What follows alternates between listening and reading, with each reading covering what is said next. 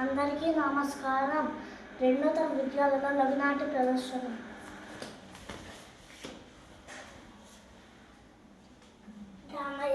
ఏం చేస్తున్నావు? ఏం లేదు, ఈ పొలం నీళ్ళు కడుతున్నాడు సార్, కానీ సరే నీళ్ళు రావట్లేదు. అయితే నా పొలానికి బాగుంది, కొంటావా?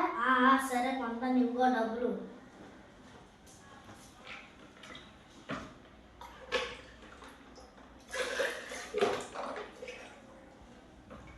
ఆగు, నేను నీకు బాగుని అన్నాను కదా, నేను అమ్మలేదు కదా, అవి నావి.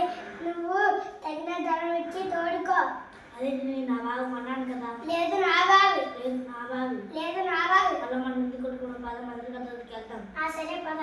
నమస్కారం మంత్రి గారు. ఏంటిలో వచ్చారు? మాకు ఒక సమస్య వచ్చింది, దాన్ని తీర్పేస్తారు. వచ్చాం మంత్రి గారు.